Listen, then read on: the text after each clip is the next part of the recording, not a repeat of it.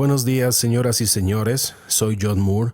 Soy de San Luis, Missouri, y me encuentro aquí en la República Checa, 22 de julio de 2017. Es un verdadero placer estar aquí. Comenzaremos por el principio. Hace 51 años, el joven John Moore, de 19 años, sabía que se iba al ejército y que iría a Vietnam, así que se alistó para poder entrar en inteligencia militar. Me gradué en la Escuela de Inteligencia Militar. Fui a Vietnam, donde trabajé en guerra psicológica durante un año. Regresé a Estados Unidos. Estuve en las Fuerzas Especiales el último año de mi carrera en el ejército, en servicio activo. Dejé el ejército y me convertí en asistente legal. Tuve una educación formal para entrenar y disciplinar mi cerebro para convertirme básicamente en una herramienta de investigación. Después de convertirme en asistente legal, solo 8 o 10 meses después, fui reclutado para convertirme en detective privado. Solo llevaba 3 o 4 meses en ese puesto cuando me reclutaron de nuevo para convertirme en investigador de defensa penal a la edad de 25 años. Hubo muchas investigaciones civiles a lo largo del camino. Hace 17 años, en el año 2000, tenía el trabajo de mis sueños. Probablemente muchos de ustedes hayan visto la película La Gran Evasión, protagonizada por Steve McQueen. Esa película se basaba en un libro escrito por el hombre para el que trabajaba, el señor Charles Shaw, quien fue capturado y escapó 5 veces de los campos de prisioneros de guerra alemanes durante la Segunda Guerra Mundial. En aquel entonces tenía una buena vida. Siempre tenía un caso importante en mi lista de casos, además de otros casos penales. A finales del invierno, principios de la primavera del 2000, 2 amigos míos se acercaron a mí por separado y empezaron a hablarme de algo llamado Planeta X, Ajenjo, el destructor. Los escuché con paciencia y pensé, bueno, no lo dije de forma literal, pero pensé, vaya, ustedes necesitan urgentemente unos sombreros de papel de aluminio. Esto es una locura. Pero conocía lo suficiente a estos hombres como para saber que debía seguir adelante y comprobar lo que decían. Así que hablé con un amigo mío que es proveedor externo de agencias gubernamentales, agencias del gobierno de los Estados Unidos, y le conté esto. Básicamente me dijo que necesitaba un sombrero de papel de aluminio. Sin embargo, me dijo, John, lo investigaré y te llamaré más tarde. Unas 4 semanas después me llamó y me dijo, John, es exactamente como tú decías. El gobierno federal de los Estados Unidos lo sabe desde 1979. Llevan preparándose para ello desde 1979, sí es cierto. Fue entonces cuando comencé mi investigación personal en el año 2000. Creo que muchos de ustedes están interesados en el Planeta X desde hace años. Y es así que descubrí al Dr. Immanuel Velikovsky y a Zecharia Sitchin.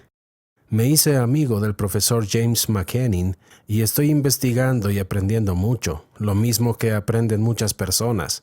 En el verano de 2007 ocurrió algo más. Estaba almorzando con un amigo que sirvió en los submarinos de la Marina de los Estados Unidos, y le estaba hablando del Planeta X. Y él empezó a contarme sobre una reunión clasificada a la que asistió en la Marina de los Estados Unidos en 1985.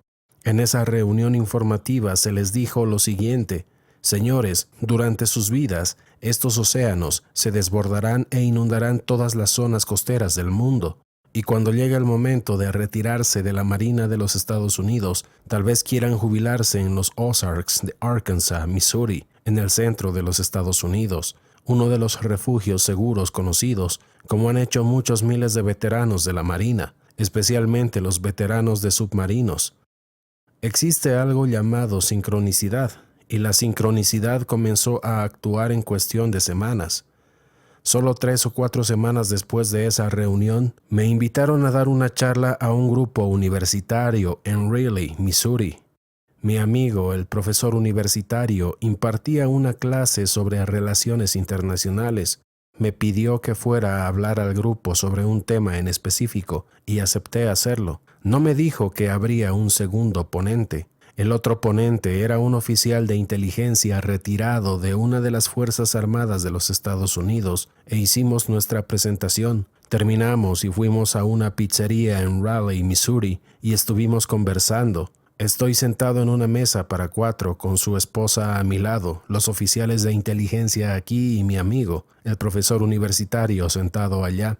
Durante nuestra conversación me enteré de que había prestado servicio durante 3 años en el cuerpo de submarinos de la Marina. Entonces supe que tenía que hacerle una pregunta. Nunca antes había visto a este hombre en mi vida. Puede que nunca vuelva a verlo, así que le hice la pregunta. Dime lo que sabes sobre el aumento del nivel del mar. Antes de que pudiera responder, su esposa sentada a mi lado dijo lo siguiente.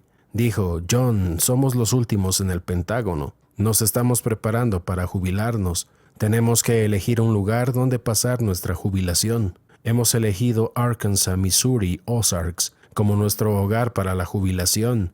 Inmediatamente concerté una cita para reunirme con él en un restaurante la semana siguiente y empezar a hacer la segunda revisión. Mi amigo con el que me había reunido 4 semanas antes empezó a hacer el mapa original de la Marina. Este señor me ayudó a hacer la segunda revisión. De nuevo, la sincronicidad. Solo pasaron 3 o 4 semanas más.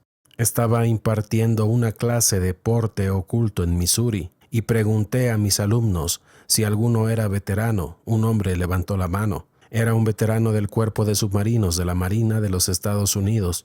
Quedé con él para la semana siguiente. Puedo decir su nombre porque ya ha fallecido. Muchos veteranos submarinistas reciben demasiada radiación y siempre padecen cáncer. Le dije, Steve, cuéntame lo que sabes sobre el aumento del nivel del mar. Él respondió, John, hace 3 años que dejé la Marina. Firmé un acuerdo de confidencialidad por 5 años. Si te cuento lo que sé, podría perder mi pensión. De acuerdo, Steve, ¿puedes parpadear una vez para decir que sí y 2 veces para decir que no? Él sonrió y continuamos con nuestra conversación. Hizo la tercera y última revisión de ese mapa, el mapa que aparece en mi DVD, Calentamiento Global, lo que el gobierno no te cuenta. Va a aparecer en la pantalla, espero que sí. Por cierto, todo está en mi sitio web. Mi sitio web se llama thelibertyman.com. Poco después de esas entrevistas, hice el primer disco que está en mi conjunto de 2 DVD y publicamos esa imagen del mapa en ese DVD. Teníamos un cliente acusado, era un caso sin resolver, había ocurrido 25 años antes. Estaba patrocinado por la nación Cherokee Occidental, los indios americanos, porque nuestro cliente era Cherokee.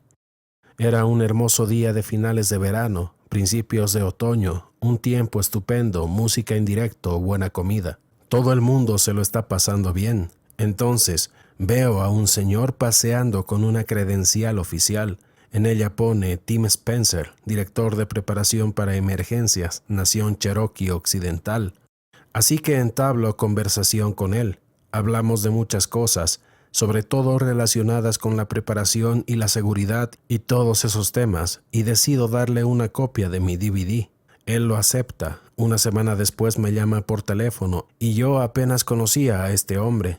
Desde entonces nos hemos hecho muy buenos amigos. Ahora es mi webmaster y copresenta conmigo mi programa de radio. Una semana después me llama por teléfono y me dice, John, he visto tu DVD. Le respondo, bien.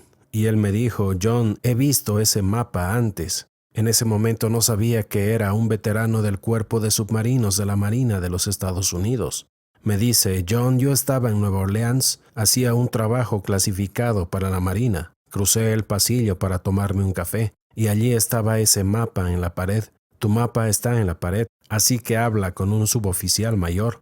Un suboficial mayor en aquella época habría tenido edad suficiente para ser su padre. Tim Spencer tendría 21 o 22 años.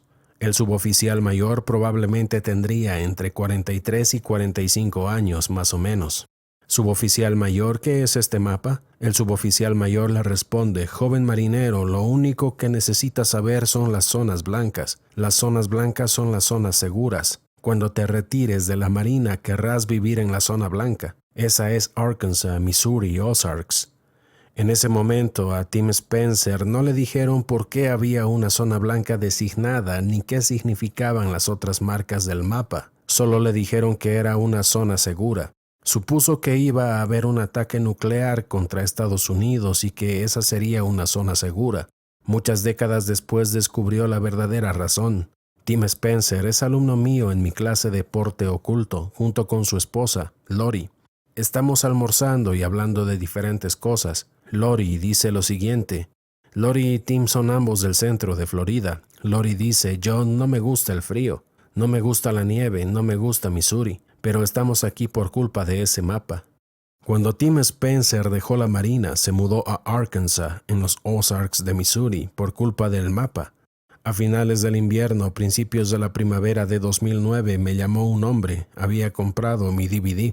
Lo había visto, vivía en Montana, y me dijo lo siguiente, John, he visto tu DVD. Le dije, bien. Y me dijo, John, he visto ese mapa antes. Le dije, ¿en serio? Me respondió, sí, en serio. Esto es importante. Me dijo que fue en 1979. Era un joven marinero destinado en Nueva Orleans. Me asignaron la tarea de preparar una sala de reuniones, las sillas, las luces, el sistema de sonido. Y había un mapa en la pared. Tenía unas marcas extrañas. Era tu mapa, John. Me dijo, no se me permitía estar en la sala de reuniones. Era una reunión matutina de sábado para almirantes y oficiales de alto rango. Me dijo, John, los almirantes no tienen reuniones matutinas los sábados.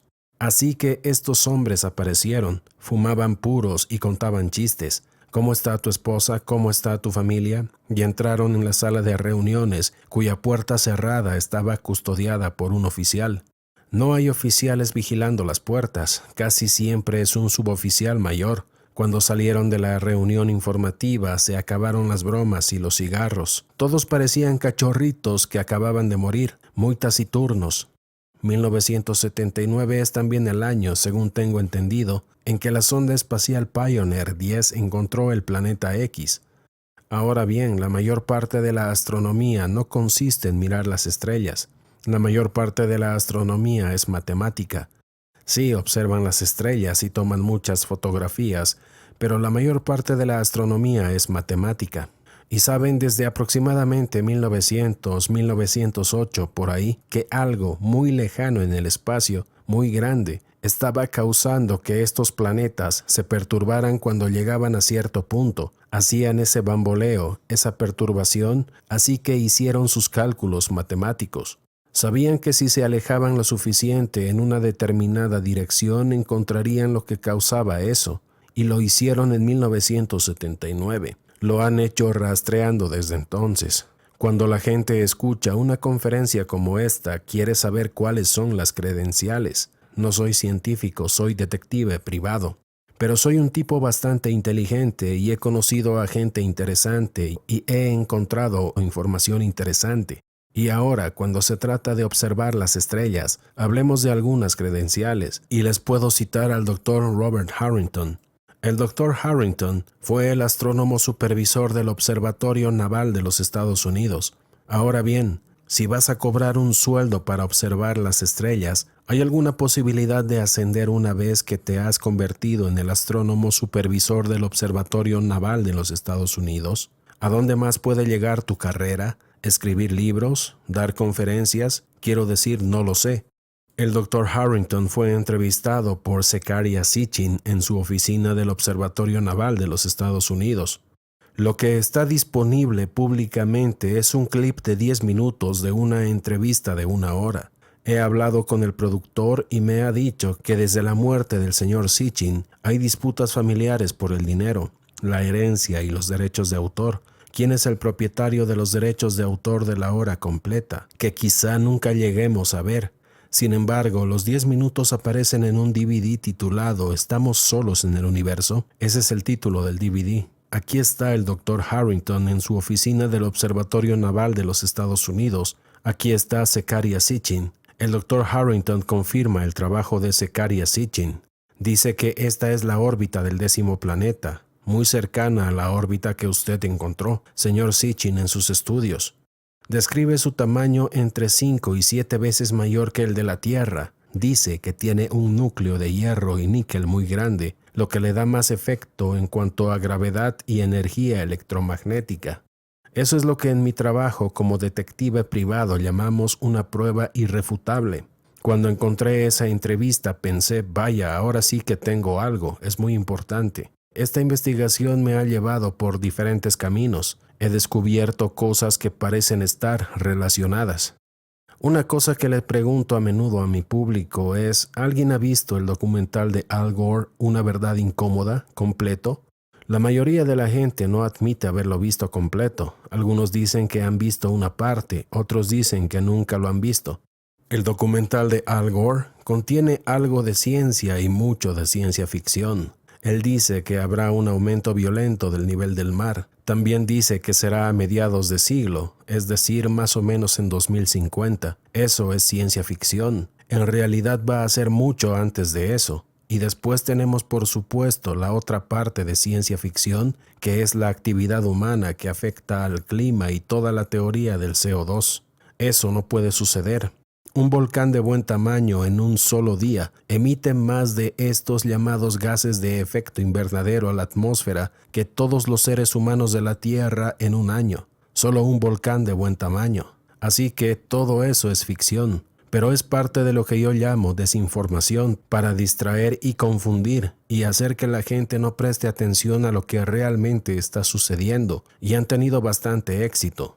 Quizás haya 1 a 1,5% de los adultos de este planeta, y eso es bastante optimista, que entienden la realidad. La mayoría de la gente cree que el cambio climático es una consecuencia de la actividad humana o que es un proceso natural y lento sobre el que no podemos hacer nada. Eso es lo que cree la mayoría de la gente la mayor parte del tiempo. La realidad es que el cambio climático cíclico ya está aquí. Hay un artículo que voy a mencionar y lo voy a decir 2 veces para que lo puedan entender nuestros intérpretes. Tiene un título muy llamativo. Se puede descargar gratis en mi sitio web de Liberty Man. Aquí está el título: un escenario de cambio climático abrupto y sus implicaciones para la seguridad nacional de Estados Unidos. Como digo, muy llamativo, ¿verdad? Ya lo tienen ahí. Un documento de 21 páginas publicado en 2003. El Departamento de Defensa de Estados Unidos contrató a 2 investigadores para que investigaran y publicaran qué pasaría si se dieran 2 posibles escenarios futuros. El primer escenario, la ralentización drástica de la corriente del Golfo y sus consecuencias. El segundo escenario, la corriente del Golfo se detiene por completo y las consecuencias de ello. Señoras y señores, cuando escuchen lo que les voy a contar, descubrirán que estas son las 21 páginas más aterradoras que leerán en su vida, por la siguiente razón. El artículo se publicó en 2003, lo encontré por primera vez en 2004. En 2004 ya sabíamos que la corriente del Golfo había perdido aproximadamente la mitad de su masa y velocidad. Los científicos de entonces creían que tal vez en 20 o 25 años la corriente del Golfo se detendría por completo. Quizás sea un buen momento para hablar de qué es la corriente del Golfo. Los científicos la llaman, y una vez más es un nombre difícil de pronunciar para nuestros intérpretes, la corriente termoalina del Atlántico Norte. Benjamin Franklin le dio el nombre de corriente del Golfo hace un par de siglos. El agua cálida que sale del Golfo de México y el Caribe sube por la costa este de Florida, pasa por Georgia, pasa por Carolina del Sur, llega aproximadamente a Cabo Hatteras, Carolina del Norte, donde comienza a dirigirse. Haré el mapa opuesto, al este por el noreste hacia Inglaterra, y lo hizo durante no sabemos cuántos siglos hasta el 12 de junio de 2010. Ahora, ¿quieren pruebas? Sé que la gente aquí quiere pruebas. Y toda mi vida adulta ha transcurrido en el mundo de las pruebas. Aquí están las pruebas. La Marina de los Estados Unidos publica cada 24 horas un mapa nuevo que muestra las temperaturas de la superficie del océano. Hay un enlace en mi sitio web al sitio web de la Armada de los Estados Unidos. Aparecerá una advertencia. Muestran las temperaturas de la superficie del océano en colores. Los rojos y amarillos son cálidos. Los azules y azules oscuros y morados son fríos, y se puede ver la corriente del Golfo subiendo por la costa este de Florida, pasando por Georgia, Carolina del Sur, llegando a Cabo Hatteras, Carolina del Norte, y comenzando a dirigirse hacia las Islas Británicas, lo que hace durante 200 o 300 millas Da una pequeña vuelta y se acaba. No hay más corriente del Golfo. En julio de 2010 me presentaron al Dr. Luigi Anisangari, un científico doctorado que vive y trabaja en Italia. Y una vez más, en mi sitio web de Liberty Man, tenemos 2 entrevistas de radio, el tercer y cuarto viernes de julio de 2010 de 1 hora cada una. En la primera entrevista, el Dr. Anisangari dijo lo siguiente: creemos que la corriente del Golfo se detuvo el mes pasado, pero no estamos seguros. Tenemos que volver a comprobar nuestros cálculos. A la semana siguiente lo verificó. Sí, de hecho, la corriente del Golfo se detuvo el 12 de junio de 2010. ¿Qué significa esto? También descubrimos otra cosa. Para mí era una novedad. La corriente del Golfo solía en pasado regular la corriente en chorro. No importa en qué parte del planeta te encuentres, a 8 kilómetros por encima de tu cabeza, hay vientos que soplan a 240 y 320 kilómetros por hora. Las 24 horas del día, los 7 días de la semana, hay 3 corrientes en chorro, la del hemisferio norte, la ecuatorial y la del hemisferio sur. La corriente del Golfo solía regular la corriente en chorro, haciendo que ésta se comportara de una manera más o menos predecible. La corriente en chorro tiene un efecto tremendo en nuestro clima, especialmente en las precipitaciones y la temperatura. He entrevistado y recabado información de varios hombres y mujeres que se dedican al cultivo de cereales en Norteamérica: trigo, maíz, arroz, soja, espelta, avena, todos esos cereales. Cada negocio tiene un modelo de negocio. El modelo de negocio para el cultivo de cereales es una mala cosecha por cada 4 buenas. Ese es el modelo de negocio para cultivo de cereales. Todo lo que hacen estos productores de cereales, las tierras que compran y arriendan, el equipo que compran y arriendan, las semillas, los fertilizantes, los pesticidas, los herbicidas, la deuda que tienen, todo lo que hacen se basa en poder pagar esa deuda y esperar una mala cosecha por cada 4 buenas. Ese ciclo se ha roto, ese ciclo ha terminado. El clima se ha vuelto tan errático que no pueden confiar mucho en su fiabilidad, lo que significa que si un agricultor no es propietario de sus tierras, no es propietario de su equipo, que vale entre $750,000 y $1 millón, no tiene buenas reservas de semillas, puede encontrarse en serios problemas muy rápidamente. Muchos agricultores están cerrando sus negocios por eso. De hecho, hace 17 años, cuando me enteré de esto por primera vez, concerté una cita en un observatorio privado. Voy a mirar y ver esto por mí mismo. Voy a mirar y encontrar esto. Solo se puede ver desde el hemisferio sur, e incluso así, solo en el espectro de luz infrarroja. Lo que está sucediendo con la corriente del Golfo es consecuencia de lo siguiente. Esta mañana hemos tenido una breve discusión durante el desayuno. En primer lugar, el agua salada se comporta de forma diferente al agua dulce. Si tomamos un tanque, voy a ver si puedo hacerlo en metros, 3 metros por 3 metros por 100 metros. Con agua salada, eso es quizás 50 grados, con la misma salinidad del océano, la salinidad normal del océano. Si inyectas a presión un volumen de agua de 4 pulgadas a 75 grados Fahrenheit, esa ráfaga de agua de 4 pulgadas atravesará intacta esos 100 metros porque desarrolla una barrera térmica a su alrededor. Si se empieza a introducir agua dulce en ese tanque, la capacidad de esa barrera térmica para funcionar se va reduciendo gradualmente hasta que deja de funcionar por completo. Por eso se rompió la corriente del Golfo. Es debido a la reducción de la salinidad en estos océanos. Una consecuencia del deshielo del agua dulce en Groenlandia y del deshielo de agua dulce en la Antártida.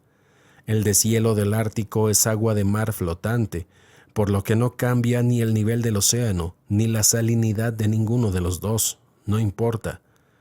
Es posible que hayan visto recientemente en las noticias la enorme plataforma de hielo que se desprendió de la Antártida.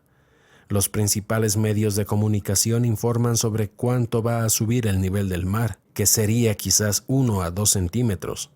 De lo que no hablan es de la reducción de la salinidad de los océanos. Eso es lo que no mencionan, eso es lo realmente importante. Ahora bien, la corriente térmica del Atlántico Norte, la corriente del Golfo, es solo una de las muchas corrientes oceánicas. Océano Atlántico, Atlántico Norte, Atlántico Sur, Pacífico, etc. Hay muchas corrientes oceánicas. Todas ellas se ven afectadas y alteradas por la reducción de la salinidad de estos océanos. Es muy importante porque está cambiando nuestro clima, está cambiando de forma muy dramática. Quiero hablar un poco sobre Immanuel Velikovsky. El doctor Velikovsky era médico, no era arqueólogo, pero era su afición, era lo que le gustaba hacer. Y viajó por todo el planeta para observar y encontrar lugares donde los cataclismos habían dejado pruebas. Cuevas que contenían huesos desordenados de tigres, dientes de sable, monos y elefantes, todos amontonados como si hubieran perecido al mismo tiempo. Una de las cosas que hizo el doctor Velikovsky, y que ningún arqueólogo se había tomado la molestia de hacer antes, fue comparar y corregir los calendarios antiguos para poder relacionar los acontecimientos. El antiguo calendario chino, el calendario sudamericano de los mayas, los europeos del norte, los egipcios, los israelíes, no se pueden alinear los acontecimientos hasta que no se alinean los calendarios. La mayoría de nosotros sabemos que cuando Moisés salió de Egipto, el río Nilo se tiñó de rojo. Lo sabemos gracias al calendario hebreo que registra cuándo ocurrió. También sabemos, gracias al doctor Velikovsky, que el calendario chino registró el mismo acontecimiento en el mismo momento. El agua en China se tiñó de rojo. Sabemos, gracias al trabajo del doctor Velikovsky, que los mayas registraron que su agua se tiñó de rojo, y lo mismo hicieron los europeos del norte. Toda el agua del planeta se tiñó de rojo al mismo tiempo. Probablemente óxido de hierro, probablemente parte del planeta X o lo que sea, un trabajo muy importante. El doctor Velikovsky fue criticado sin piedad, ridiculizado y marginado. Los medios de comunicación y los poderes fácticos hicieron todo lo posible para que la gente no prestara atención al doctor Velikovsky. Su trabajo sigue estando disponible y animo a la gente a que lo lea. Es fundamental Zecharia Sitchin. Si echas un vistazo a Zecharia Sitchin dirás, sí, ahí hay un tipo que se pasó 40 años en una biblioteca. Tenía ese aspecto de erudito. Podía coger tablillas de arcilla babilónicas y leerlas como nosotros leemos el periódico. Tenía mucho talento. Es muy importante que él y el Dr. Harrington se reunieran para esa entrevista. Me alegro mucho que eso sucediera y de que lo grabaran. El Dr. Harrington, poco después de esa entrevista, que tuvo lugar a finales de la década de 1980, anunció públicamente que estaba preparando su equipo y que iba a ir a la Antártida para ver eso por sí mismo. Y así lo hizo. Empaquetó su equipo, se fue a la Antártida y 3 o 4 meses después, extrañamente, falleció de un cáncer. Cuando ves al Dr. Harrington, se veía como un hombre saludable, casi como un exjugador de fútbol americano. Él era un tipo grande, fuerte y sano, pero un extraño cáncer apareció de la nada y en 3 o 4 meses ya no lo teníamos aquí. Hay muchas especulaciones al respecto, pero no hay pruebas que respalden ninguna de las especulaciones sobre las circunstancias de su deceso. Su asistente de investigación, poco después del deceso del Dr. Harrington, dijo que no creía en el planeta X y que no seguiría trabajando en ese campo. Cuando el Departamento de Defensa publica un documento por el que ha pagado, eso es una prueba bastante buena. No es algo generado por alguien en su casa, es un documento real pagado con los impuestos de los estadounidenses. Cuando entras en la página web de la Marina de los Estados Unidos y ves ese mapa cada 24 horas, eso es una prueba real. Soy un cinéfilo y hay algunas películas de Hollywood que nos han transmitido algunos mensajes importantes de lo que hablamos. Una se llama El día después de mañana del año 2004. La premisa principal de la película son las consecuencias de la parada de la corriente del Golfo. Ahí te lo están mostrando todo. Esa es la premisa principal. Obviamente aluden a que la actividad humana provoca un cambio climático violento, lo cual por supuesto no tiene sentido. Al principio de la película, casi al principio, hay 3 científicos en una isla frente a la costa de Escocia, y su trabajo las 24 horas del día, los 7 días de la semana, es vigilar las boyas del Atlántico Norte que controlan e informan de las temperaturas de la superficie del océano.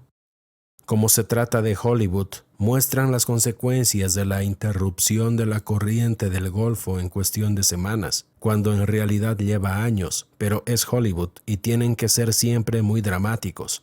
Así que estos científicos están observando estas boyas y una informa de una caída drástica de la temperatura, luego otra y otra más. Y finalmente, después de una hora más o menos, todas las boyas del Atlántico Norte informan de una caída drástica de la temperatura. Ahí es cuando se detuvo la corriente del Golfo, justo en ese momento. En la película solo pasan unas semanas antes de que comience una nueva era glacial. La realidad es que va a llevar mucho más tiempo que eso. Mucho más tiempo. Esto ya ha ocurrido antes. Si se excava a través del permafrost en Alaska, en el Círculo Polar Ártico, se encuentra vegetación que solo puede existir en zonas tropicales. Eso es bastante conocido y bien entendido. Esto ha ocurrido muchas veces a lo largo de la historia de la Tierra. Surge el tema de los cambios de polos. Cuando la lava fundida sale del volcán y fluye, al enfriarse, justo antes de endurecerse y convertirse de nuevo en roca, las partículas magnéticas de esa lava se alinean con el norte magnético. Donde quiera que esté el norte magnético, en el momento en que esa roca se enfría y se solidifica, se alinea con el norte magnético. Así que los científicos pueden volver a volcanes de 500, 1000 o 20,000 años de antigüedad y averiguar dónde estaba el norte magnético cuando esa lava se enfrió hace 5,000, 10,000 o 50,000 años. No importa.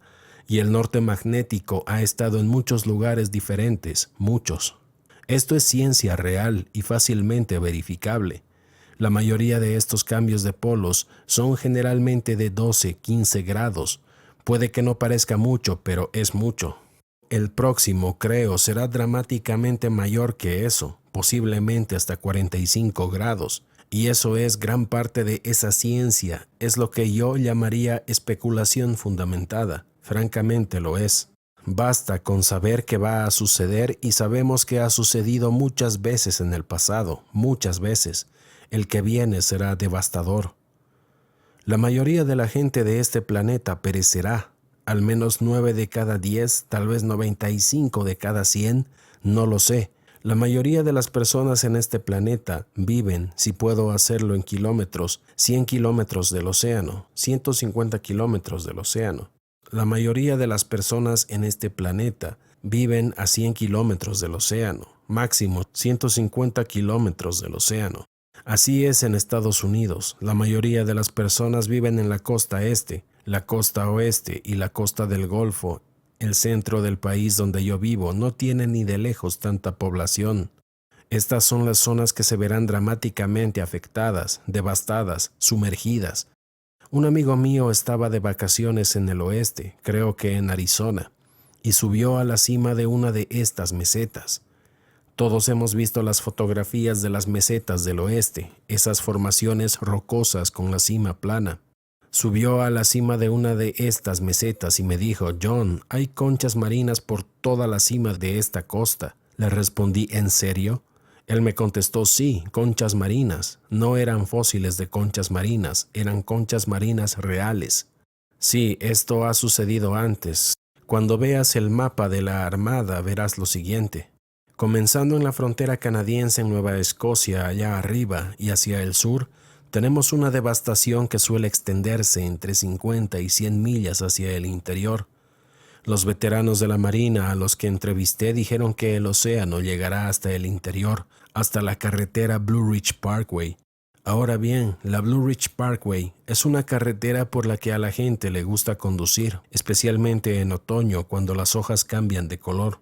Va de norte a sur, normalmente a unas 100 millas del océano. Normalmente bajando por la costa este, las casas, los negocios, los hospitales, todo lo que hay donde viven básicamente 75 u 80 millones de personas quedará prácticamente arrasado.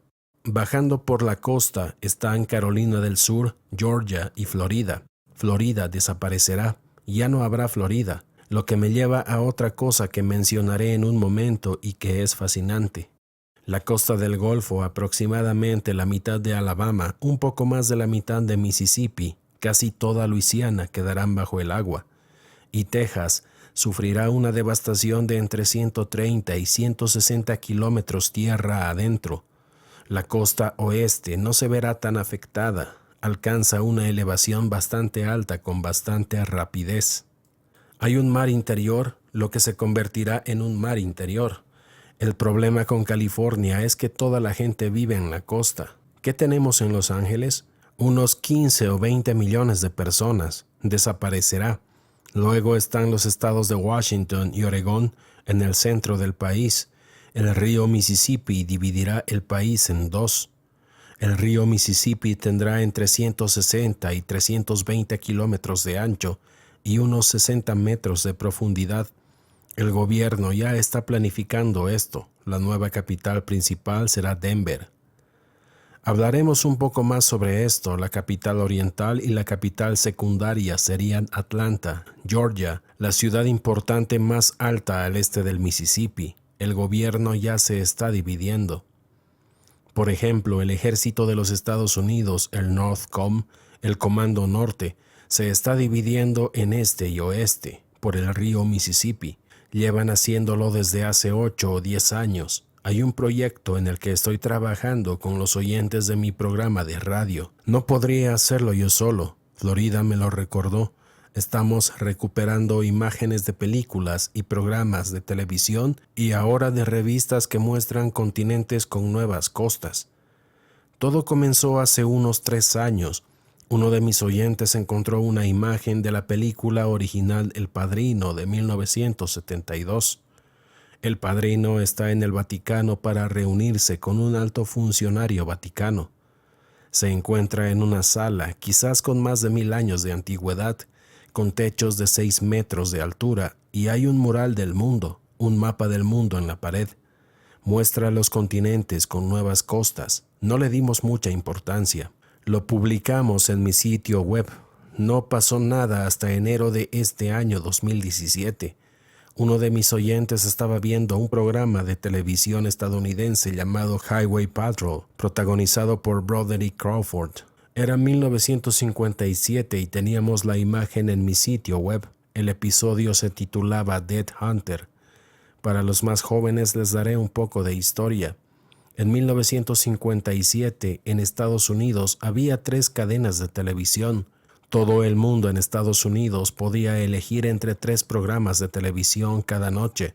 Highway Patrol era el más visto en esa franja horaria, en blanco y negro. El detective Broderick Crawford está en la oficina de un ejecutivo petrolero hablando sobre un caso. En la pared detrás de Broderick Crawford hay un mapa de Norteamérica de 3 por 5 pies con nuevas costas. Y damas y caballeros, si han visto mi mapa en mi DVD, lo están viendo en esa imagen, nítido y claro. La frente de Broderick Crawford está justo en Portland, Oregón. Se puede ver que ocupa toda la pantalla. Bueno, eso fue en enero de 2017. Eso abrió las compuertas, literalmente, la lista completa y sigue creciendo. La lista completa está publicada en mi sitio web de libertyman.com, pero en general, ellos, que son los que tienen el poder, eligen a los ganadores. Tenemos los Juegos del Hambre, tenemos Superman, tenemos Una Mente Maravillosa, tenemos Superman Returns y muchas otras. Uno de mis oyentes encontró una imagen en la revista Look. Look era una publicación mensual muy popular en Estados Unidos durante décadas.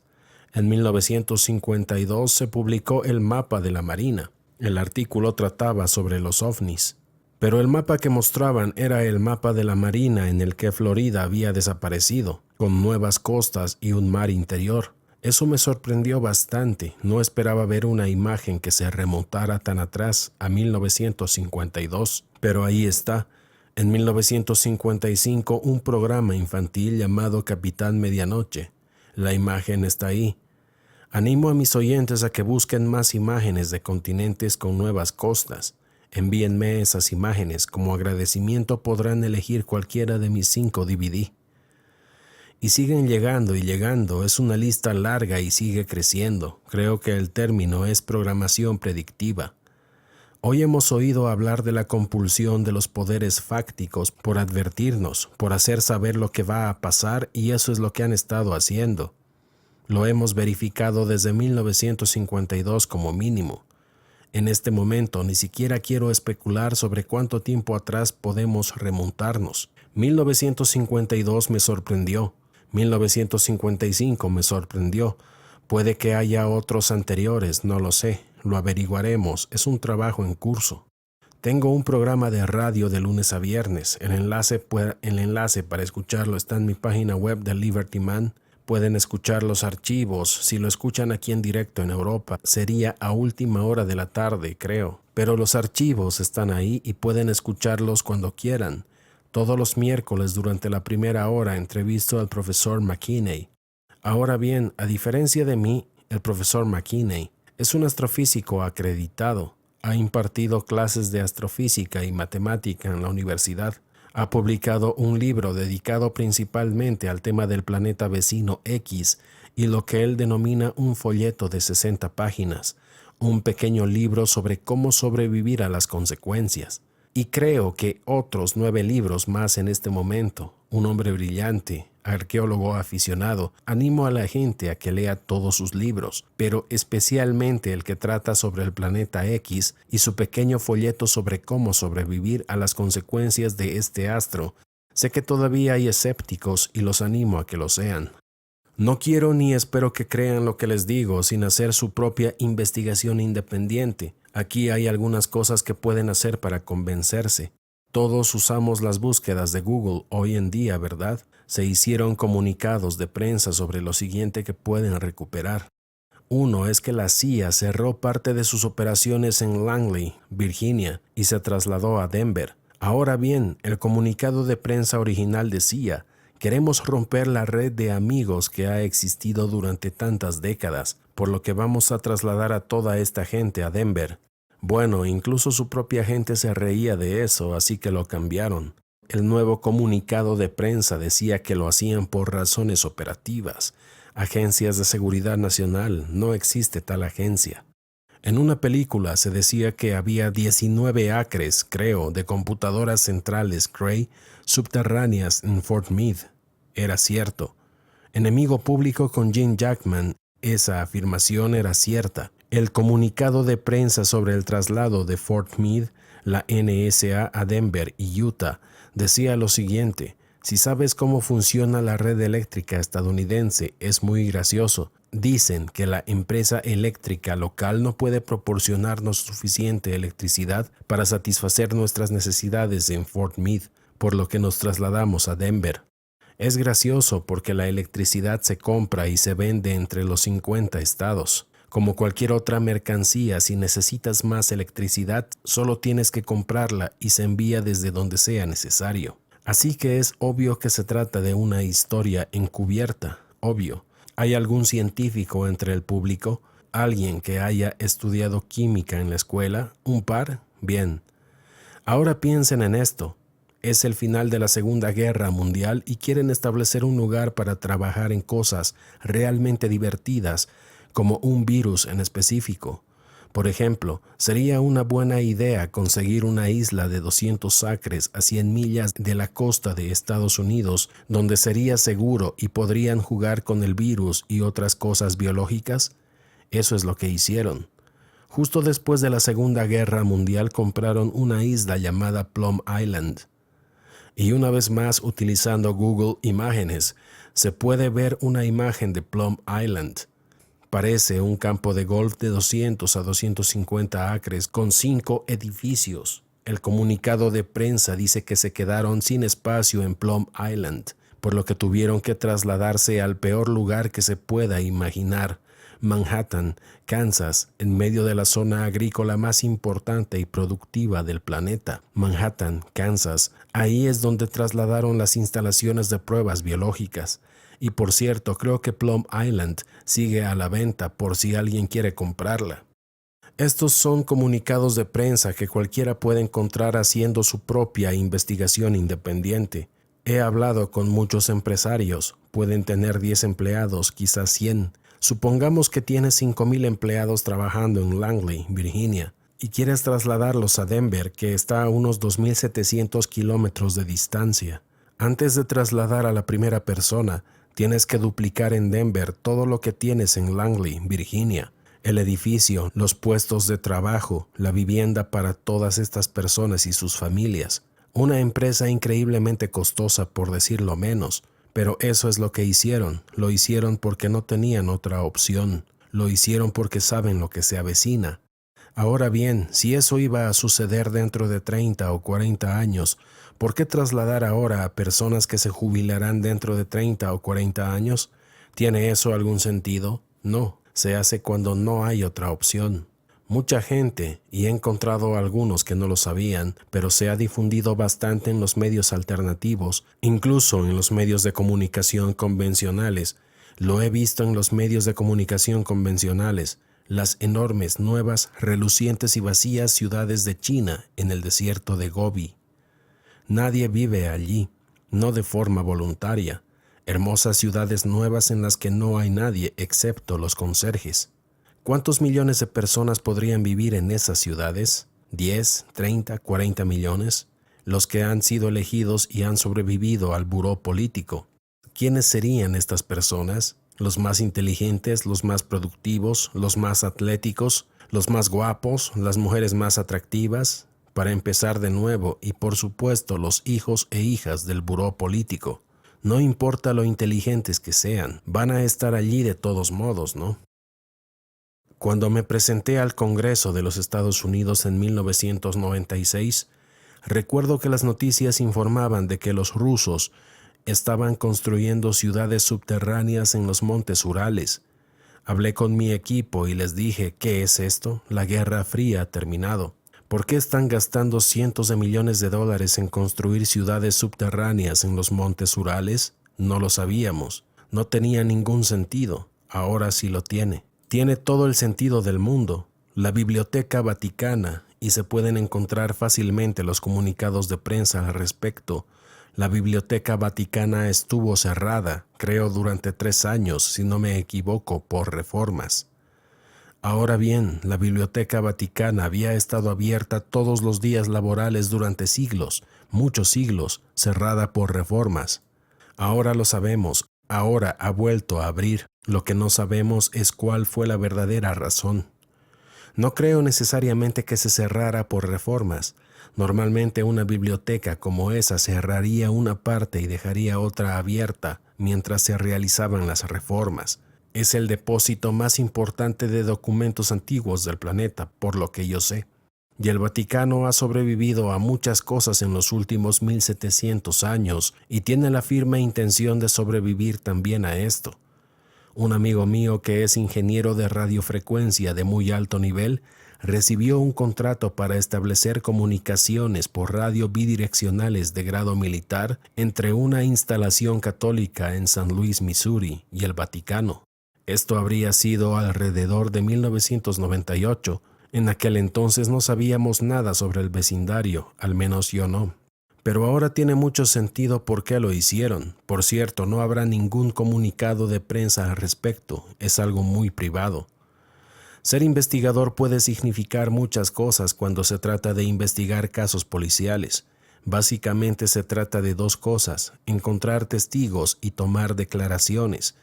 2 cosas en las que soy muy bueno. En mi calidad de instructor de entrenamiento en Missouri, he conocido y entrevistado a unas 2 docenas de veteranos de la Marina, hombres que no se conocen entre sí. Esto es fundamental. Cuando entrevistas a testigos que no se conocen entre sí, básicamente te cuentan casi la misma historia. Esto es muy importante. Debería llamar su atención. A mí me llamó la atención, sin excepción. A todos estos hombres se les dijo lo siguiente: caballeros en sus vidas, no en las de sus hijos ni en las de sus nietos. Estos océanos saldrán de sus cuencas e inundarán todas las zonas costeras del mundo. Ahora bien, no se les dijo el por qué. Estaban sentados en sillas plegables recibiendo esta información, pero no se les dijo por qué ocurriría. Simplemente les dijeron que eso sucedería. Hay un grupo en Estados Unidos llamado Club de la Profecía, Hicieron conmigo algo que nunca habían hecho con ningún otro conferencista. Me enviaron a 2 giras de conferencias en menos de un año. La primera tenía que ver con un tema en específico y la segunda tenía que ver con el planeta X. Así que estoy en Detroit y solo hay sitio para estar de pie en esta sala. Estoy hablando del planeta X y estoy hablando de los veteranos de la Marina que viven en Arkansas, en los Ozarks de Missouri. 3 horas de presentación, 2 descansos de 10 minutos. Al final del primer descanso, un señor se acerca y se presenta. Me dijo: John, trabajo en el sector de los seguros. Mis compañeros de trabajo y yo nos hemos preguntado durante años por qué hay tal concentración de miles de veteranos de la Marina en los códigos postales y los códigos de Arkansas, Missouri, Ozarks. Ahora lo sabemos. Por eso me encontré con tantos de estos hombres en las clases de entrenamiento, porque cuando se jubilaron querían que sus familias estuvieran seguras y se mudaron a una de las zonas conocidas por su seguridad. ¿Qué son las zonas seguras? ¿Por qué son seguras? ¿Y qué puedes hacer para estar seguro? Y esto no solo se aplica a Estados Unidos, sino a todo el mundo. Cuando hablé con Alexandra sobre venir aquí durante los últimos 2 meses, ella me preguntó inicialmente qué pensé cuando me enteré de esto, y cuando determiné que, en primer lugar, era real y en segundo lugar que el gobierno de Estados Unidos no iba a informar a nadie de esto. Le dije a Alexandra que al principio me enfadé mucho porque nuestro gobierno no hiciera nada para informar a nuestra gente y ayudarles a mantenerse a salvo. Estaba muy enojado, eso fue hace 17 años. Sin embargo, ahora he llegado a una conclusión totalmente diferente. Si hubieran informado a la gente en 1979 y 1980, no habría cambiado mucho crear viviendas, agua potable, tener lugares para que la gente se alojara y trabajara en el centro del país.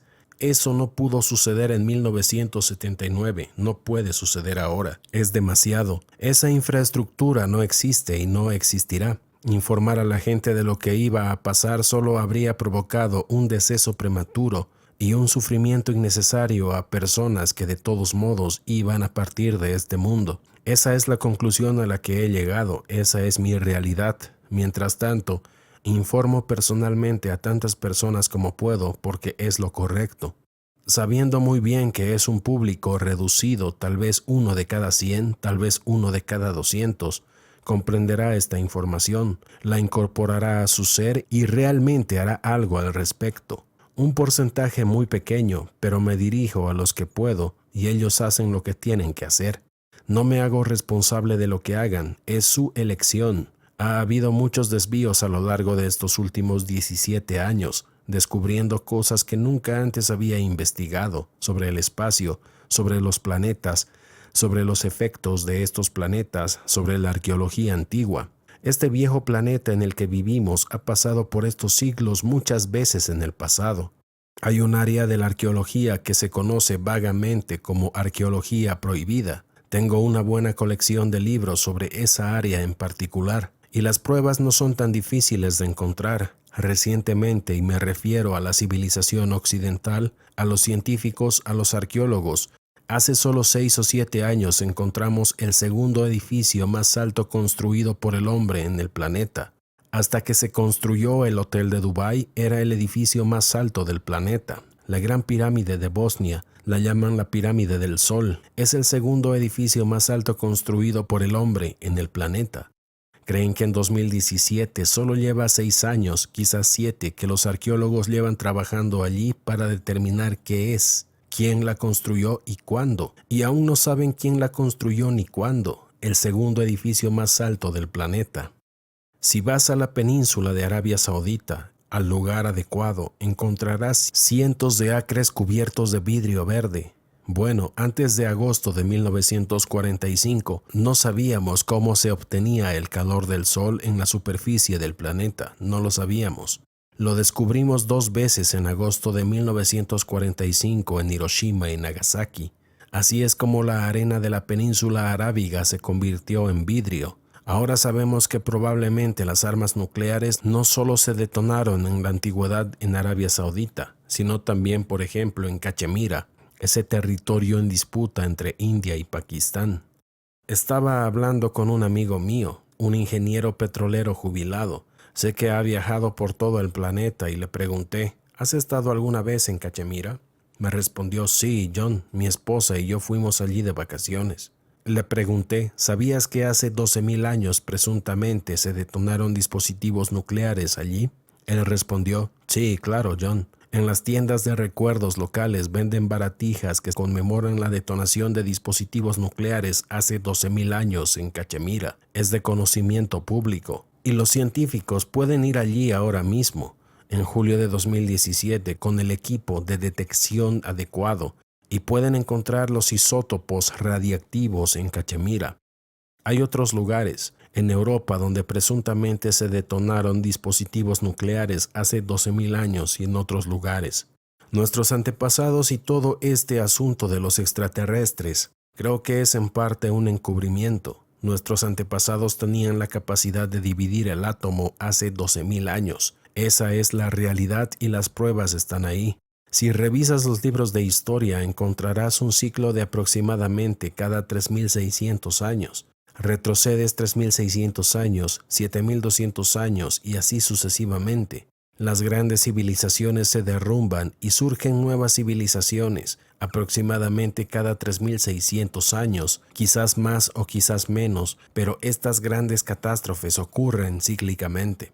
Eso es lo que muestran las pruebas. Algo cataclísmico le sucede a este planeta y nosotros y todos los que están escuchando y viendo esta presentación muy posiblemente experimenten la próxima gran catástrofe. Estoy absolutamente convencido de ello. El gobierno de Estados Unidos está convencido de ello. El gobierno ruso está convencido. El gobierno chino, etc. ¿Creen que construyeron esas hermosas ciudades nuevas en China para programas de trabajo? No lo creo, no. Las construyen porque las necesitan. Los construyeron porque no tenían otra opción. ¿Crees que el gobierno ruso excavó montañas enteras para albergar a millones de personas como programa de trabajo? No lo creo. Lo hicieron porque no tienen otra opción. El gobierno de los Estados Unidos no resguardará a su gente, no está construyendo refugios para la población estadounidense común. Ha construido refugios muy amplios y muy bonitos para su propia gente, la élite, los militares, los funcionarios del gobierno, pero no para la población estadounidense común. Ahora he oído, pero no lo he verificado, que Noruega ha informado a su gente hasta cierto punto sobre esto. No puedo corroborar esta información. Entrevisté a un hombre de Suiza y me dijo, John, no es muy común, pero en Suiza es de conocimiento público que los glaciares alpinos se están derritiendo rápidamente y que el gobierno es consciente de que algo importante ocurrirá a nivel geofísico y climático en un futuro. Así que hay muchas personas en todo el mundo que saben esto, gobiernos que saben esto y están haciendo planes y gastando cientos de millones y miles de millones de dólares para prepararse para este evento. Una de las cosas con las que me encontré en mi investigación fue una tribu en África llamada el pueblo Dogon. Tienen una cueva con imágenes en el techo que muestran nuestro sistema solar, incluido Plutón, que han conservado durante muchos siglos. Por cierto, no sabíamos que Plutón existía hasta hace unos 100 años, hace 110 años. No sabíamos que Plutón existía, pero ha estado en esta cueva de África durante muchos siglos como parte de sus creencias religiosas para mantener esa cueva y nombrar a una persona de por vida para que sea el guardián de esa cueva y de ese conocimiento. Si hay algo que puedo transmitir a las personas que ven este DVD, esta película, es que deben prestar atención, deben hacer su propia investigación independiente, deben llegar a sus propias conclusiones. Pueden creer que China construyó enormes ciudades nuevas y relucientes para decenas de millones de personas como un proyecto de trabajo, o pueden creer que las construyeron porque no tenían otra opción. Yo tiendo a creer lo segundo. Pueden creer que la CIA trasladó a miles de empleados, sus familias, sus muebles, sus perros, 1.700 millas sin ninguna razón válida, o pueden creer que lo hicieron porque no tenían otra opción. El aeropuerto de Denver es un lugar fascinante, no he estado dentro. He pasado por delante media docena de veces, realmente no quiero entrar allí. Movieron suficiente tierra para construir un nuevo canal de Panamá. Básicamente hay una ciudad subterránea allí. Hace muchos años se hizo una película llamada Encuentros cercanos del tercer tipo, una película increíblemente popular. En la película se daban las coordenadas del lugar donde los extraterrestres y los seres humanos debían encontrarse, la latitud y la longitud del lugar donde los extraterrestres y los seres humanos debían encontrarse, y realmente se trata de una latitud y una longitud reales. Cuando me enteré de esto por primera vez me equivoqué en cuanto a la ubicación en esta latitud y longitud, pero ahora que lo he investigado un poco más a fondo, conozco la realidad. Cuando se produjo la película, bueno, en primer lugar, en la película dicen que la latitud y la longitud se localizan en Devil's Tower, o Torre del Diablo, que es una atracción turística muy popular, creo en Montana o Wyoming, si no me equivoco. Resulta que la latitud y la longitud no son Devil's Tower, y en el momento en que se rodó la película, había unas 6 o 7 ubicaciones posibles para el nuevo aeropuerto de Denver. La latitud y la longitud están al norte de Denver y un poco al este, pero nada cerca de donde está Devil's Tower. No lo he verificado, pero creo que la longitud y la longitud que dieron en la película era probablemente una de las 6 posibles ubicaciones para el nuevo aeropuerto de Denver. Desde luego, no era la Torre del Diablo, eso lo sabemos con certeza. Ocultar cosas a plena vista. Es posible que haya oído ese término de vez en cuando, pero ellos lo hacen. Ocultaban cosas a plena vista, utilizaban historias falsas, confusión y por supuesto mentiras descaradas. Sé que en Missouri me topé con un par de estos proyectos gubernamentales. Uno era el proyecto de acción correctiva de Weldon Springs, muy cerca de San Luis, en el condado vecino al oeste. Estaba entrenando allí, estuve en la reserva del ejército desde 1979 hasta 1983, más o menos. Estaba entrenando allí con las fuerzas especiales de 1979, cuando el gobierno anunció un sitio de limpieza del superfondo para limpiar los residuos nucleares. Era un área de 2,000 hectáreas. Y en la década de 1950 tomaron unos 40 acres y fabricaron material nuclear para el Departamento de Defensa. Así que anunciaron que iban a limpiarlo y todos pensamos, está bien. Aproximadamente un año después anunciaron que iban a cerrar toda la zona de entrenamiento militar por la misma razón. Aquí está mi mapa. Muy bien. Bueno, sabíamos que era una invención por la siguiente razón. Los hombres con los que trabajaba, muchos de nosotros estábamos en una edad en la que íbamos a tener hijos y no queríamos hijos con aletas o cualquier tipo de deformidad. Queríamos hijos con brazos y piernas normales, así que sin decirlo al ejército, sin el consentimiento ni el consentimiento del ejército, llevamos nuestro equipo de detección de radiación al área de entrenamiento, y siempre lo hicimos. Nunca encontramos nada por encima de la radiación de fondo normal, nunca. Así que cuando anunciaron que iban a cerrar esa zona de entrenamiento debido a los residuos nucleares, sabíamos que era una invención. Fue entonces cuando comencé mi propia investigación, tomando fotografías desde el aire, presentando solicitudes en virtud de la Ley de Libertad de Información, que es un proceso formal para solicitar al gobierno documentos sobre sus actividades, y por último, pero no menos importante, entrevistando a los hombres y mujeres que realmente trabajan allí, tanto proveedores externos como empleadores de las instalaciones. De ahí es de donde proviene la información real. Así es como el gobierno, o una de las formas en que el gobierno mantiene los secretos, es mediante la compartimentación. Muchos de ustedes habrán oído hablar del Proyecto Manhattan. Se trata de un proyecto llevado a cabo durante la Segunda Guerra Mundial, en el que Estados Unidos construyó las 2 primeras bombas atómicas. Mi padre y mi abuelo trabajaron en el Proyecto Manhattan. Eran plomeros. Alrededor de 250,000 de hombres y mujeres estadounidenses trabajaron en el Proyecto Manhattan. Es posible que solo 100 o 200 de ellos supieran realmente lo que estaban haciendo. El resto, con mi papá y mi abuelo, que eran plomeros, no tenían ni idea de lo que estaban haciendo, porque todo estaba compartimentado. Así es como guardan los secretos. Me hice amigo de una mujer que era empleada. Era ingeniera ambiental en el proyecto de acción correctiva de Weldon Springs. Llevaba una tarjeta de identificación con un código de color que le permitía entrar en ciertas áreas del edificio administrativo y le prohibía entrar en otras. ¿Por qué prohibirías a tus propios empleados entrar en ciertas áreas de tu propio edificio administrativo?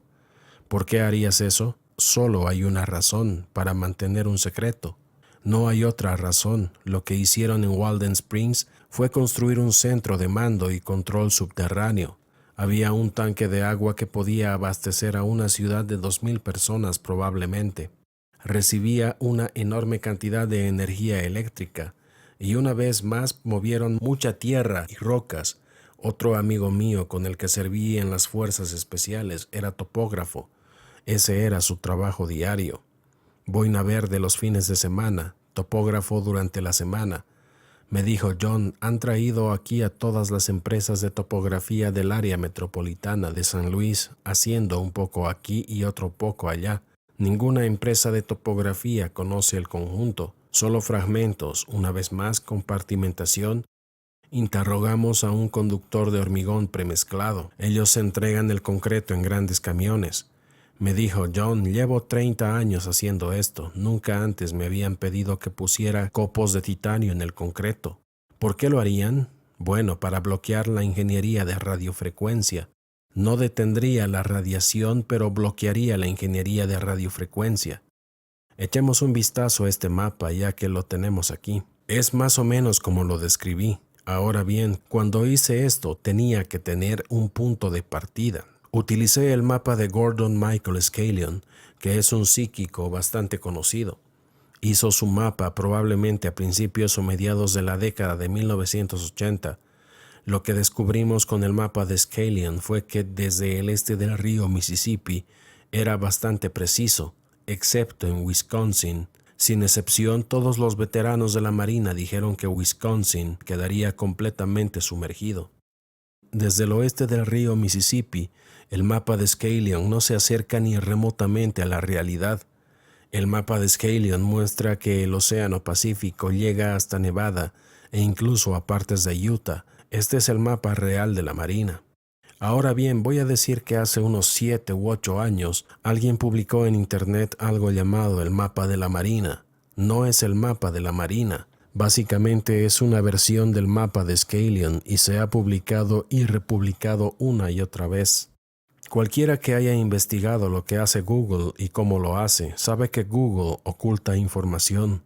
Un buen ejemplo de lo que hace Google en materia de ocultación tiene que ver con algo llamado el satélite Black Knight y el cortometraje que hizo la Pepsi en noviembre de 2015. Hizo una producción muy ingeniosa. ¿Alguien ha visto el cortometraje del satélite Black Knight de Pepsi? Nadie. Bien, está ahí, se puede ver en YouTube.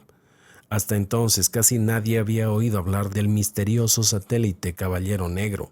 Fue un gran revuelo en los medios de comunicación. No sé cuántos millones de dólares gastó Pepsi Cola en esto, pero tuvo que ser caro. Una vez más nos adentramos a la arqueología antigua, la arqueología prohibida, cuando se trata del satélite Caballero Negro y nuestros antepasados. La arqueología tiene 2 tareas. Una es recuperar a la tecnología antigua, la otra es impedir que la descubramos. Cuando el ejército estadounidense entró en Bagdad, ¿a dónde fueron primero? ¿Al cuartel general del ejército? ¿Al cuartel general del gobierno? ¿Al museo de Bagdad? Ahí fueron primero. Eso es lo que querían en el sótano del museo de Bagdad: tecnología antigua, documentos antiguos, y lo consiguieron y se lo llevaron todo. Probablemente todo eso ahora esté en el sótano del complejo de museos siendo revisado. Sobre el satélite Black Knight hay un autor, vive en Nueva Zelanda, es arqueólogo, se llama Jonathan Gray. Escribió un libro titulado Dead Men's Secrets. En la primera página del primer capítulo habla del satélite Black Knight. No había oído hablar de él antes, me fascinó. Los científicos creen que tiene unos 12,000 años. Está en órbita, en una órbita polar, justo debajo del cinturón de radiación de Van Allen, a unos 35,000 kilómetros de altura. Me llevó varios años descubrir la tercera dimensión del satélite Black Knight. Sabía que medía 40 por 70 pies, no conocía la tercera dimensión, que es de 20 pies. Hasta hace 2 o 3 años, 40 pies por 70 pies por 20 pies. Tiene otro apodo, la caja criogénica. No se oye mucho en público. La criogenia, por supuesto, es el estudio y el uso del cero absoluto. Todo cambia en el cero absoluto. lo que plantea otra serie de preguntas sobre el satélite Caballero Negro. Fue durante la administración de Eisenhower, a finales de la década de 1950, solo para retroceder un poco cuando se lanzó el primer satélite estadounidense del tamaño aproximado de un pomelo grande.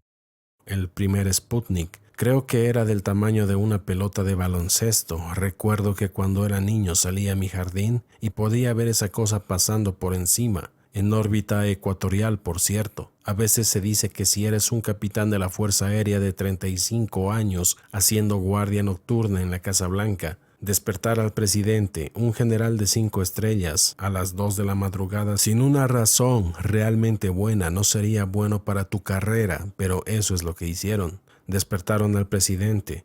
¿Puede venir a la isla de Situación, señor presidente? Hemos encontrado algo. Encontraron el satélite Black Knight. Ahora bien, antes de que esos dos, el Sputnik y nuestro primer satélite, fueran lanzados al espacio, no existían estaciones de rastreo óptico o por radar para objetos espaciales. No había razón para ello antes de que el Sputnik y nuestro satélite fueran lanzados. Así que instalaron estaciones de rastreo óptico y por satélite, estaciones de rastreo por radar y encontraron el satélite Black Knight en una órbita polar. Ahora bien, nosotros no pudimos realizar órbitas polares hasta unos 20 años después. Solo podíamos hacer órbitas ecuatoriales. Inmediatamente supieron que habían encontrado algo muy especial. Inmediatamente supieron que la tecnología que había allí era algo que realmente querían tener en sus manos. Eso es interesante. Se convirtió en una cuestión de máxima seguridad nacional y máxima prioridad nacional acceder a lo que había en esta caja. Ahora he llegado hasta un senador de Estados Unidos, de uno de nuestros estados del sur. Él sabe que el satélite Black Knight existe, pero no sabe si hemos conseguido acceder a él o no. Esa es la pregunta que todos nos hacemos. ¿Han conseguido acceder al satélite Black Knight? Sinceramente no lo sabemos. Lo que sí se sabe es que la tecnología ha avanzado a un ritmo increíble desde mediados de la década de 1950. Hay gente que me dice que en realidad se trata de tecnología alienígena, de ingeniería inversa. No lo sé, pero es una hipótesis válida. Así que cuando empiezas a interesarte por el planeta X, una de las primeras cosas que la gente quiere saber es si el lugar donde vive, que quizás esté cerca del mar, se va a quedar bajo el agua. Es algo comprensible, es algo muy humano. Mucha gente estadounidense, hago consultas privadas y por supuesto estoy dispuesto a hacer consultas privadas aquí en Europa. Miran estos mapas, este mapa, el mapa que estaba ahí hace un momento y dicen, oh, hay un lugar seguro, los Montes Apalaches. Buena altitud, abundantes precipitaciones, inviernos suaves y estoy de acuerdo con ellos. Gran altitud, abundante agua, inviernos suaves. Las montañas Apalaches son... Bueno, ¿cómo puedo describirlas? Están en Tennessee, Carolina del Norte y Carolina del Sur, justo donde se unen esos dos estados. Aquí está el problema con los Montes Apalaches. Los Montes Apalaches están justo aquí y la carretera Blue Ridge Parkway está justo donde se detiene el agua.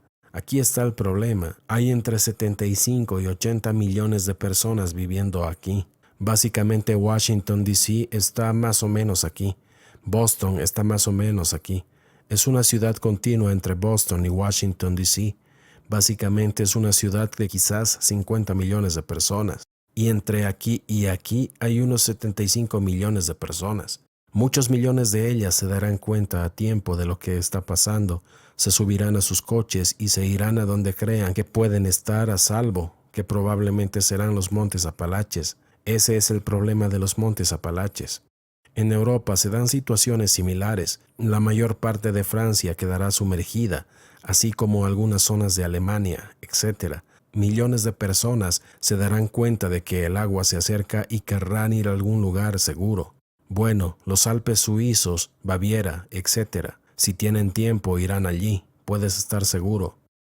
Una de las cosas sobre las que escribo en mi artículo, no hay necesidad de pánico, ahí vamos, es que el gobierno en plural, no solo el gobierno estadounidense, sino todos estos gobiernos, a medida que nos acercamos al evento, Van a pasar cosas importantes, tal vez un virus pandémico, tal vez conflictos geopolíticos, tal vez una combinación de colapso económico. Sea cual sea el evento o eventos, serán tan graves que cuando el gobierno le diga a la gente que se quede en casa para estar segura, casi todos se quedarán en casa para estar seguros porque eso parecerá lo correcto, lo adecuado, estar seguros, quedarse en casa en lugar de ir a Baviera o a los Alpes suizos o a cualquier lugar elevado.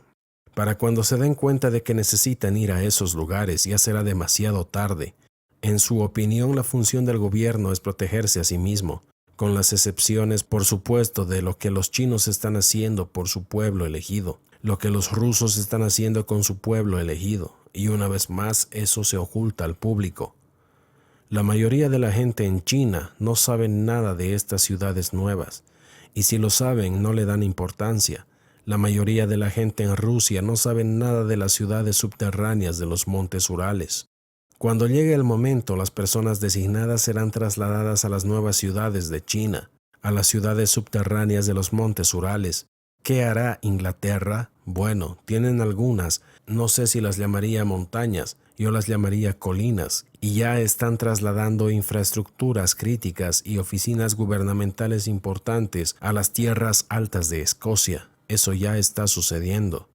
La familia real probablemente se irá a las montañas rocosas de Canadá, imagino, a algún lugar que consideren seguro. Todas estas cosas están sucediendo entre bastidores, sin que el público lo sepa, sin que se hable de ello públicamente, y seguiremos haciéndolo. Nuestra difusión aquí con videos en YouTube podría salvar muchas vidas. Mucha gente lo verá y dirá, es una tontería, vamos a ver un partido de fútbol. Otros lo verán y seguirán adelante, harán sus propios deberes, investigarán por su cuenta y llegarán a sus propias conclusiones independientes, al margen de lo que diga John Moore. No se fíen de mis palabras, investiguen por su propia cuenta y aten cabos, lleguen a sus propias conclusiones y tomen sus propias decisiones. Lean mucho, infórmense, investiguen en Estados Unidos, y sé que Europa no tiene el mismo problema que nosotros. A la mayoría de los adultos menores de 50 años no le gusta leer. No voy a mencionar ningún nombre aquí, pero durante la mayor parte del año 2012, varias personas muy prominentes en los medios alternativos hablaron de que el 21 de diciembre de 2012 sería el día del fin. Mi amigo, el profesor McKinney, y yo pasamos gran parte de ese año diciéndole a la gente que el 21 de diciembre de 2012 sería solo un día común y nada más que eso. Había personas que aconsejaban a miles de estadounidenses que fueran a un parque estatal en Missouri, donde habían 3 campamentos primitivos. Un campamento primitivo significa que no hay agua corriente, ni electricidad, ni baños. Fue una locura. Más adelante hablaré un poco sobre preparación. La diferencia entre cómo lo ven los hombres y las mujeres es algo que llevo observando desde hace varios años. Hice mi primera consulta remunerada en el verano de 1977, hace 40 años. Es muy predecible la forma en que la mayoría de las mujeres ven la preparación la mayor parte del tiempo y la forma en la que la mayoría de los hombres ven la preparación la mayor parte del tiempo. Con frecuencia tengo parejas casadas en las que el hombre o la mujer creen que prepararse para el planeta X o lo que venga es algo real y necesario, y el cónyuge piensa que es una pérdida de tiempo y dinero. Eso ocurre muy a menudo y es difícil trabajar con ello. Hace aproximadamente un mes estuve trabajando con un señor. Toda esta información la descubrió hace unos 5 o 6 meses y se siente absolutamente abrumado. Me dijo, John, es demasiado, no tengo tiempo. No puedo hacer todo lo que se puede hacer. Le dije, no pasa nada, haz lo que puedas, no te preocupes por lo que no puedes hacer. Disfruta de lo que puedes hacer. Todos tenemos limitaciones. Un soldado de 20 años tiene limitaciones físicas y una abuela de 80 años tiene limitaciones físicas. Todo el mundo tiene limitaciones económicas, algunas mayores que otras.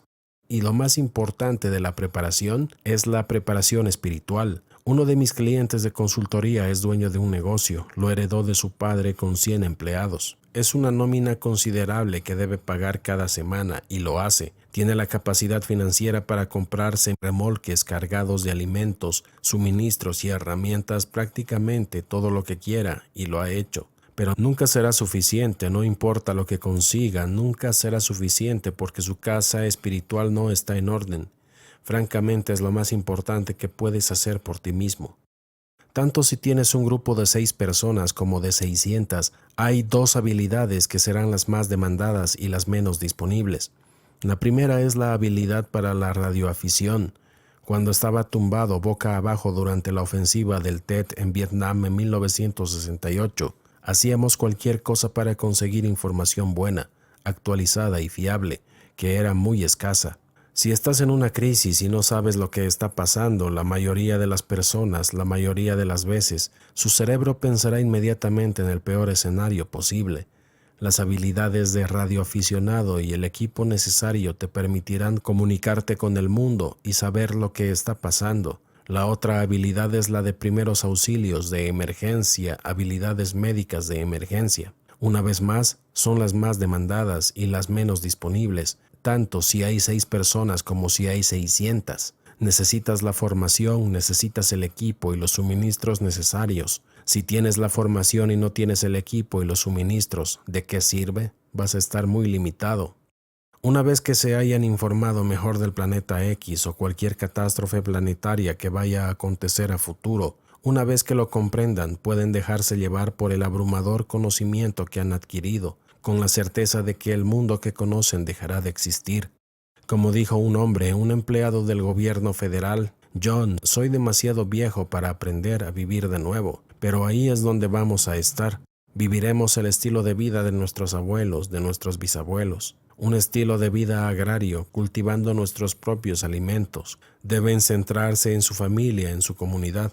Una de las cosas sobre las que advierto a la gente es lo que yo llamo el concepto insular de la preparación. Mi familia y yo vamos a conseguir nuestras 40 hectáreas, 80 hectáreas. Las rodearemos con una cerca y seremos nosotros contra el mundo. Eso es un desastre.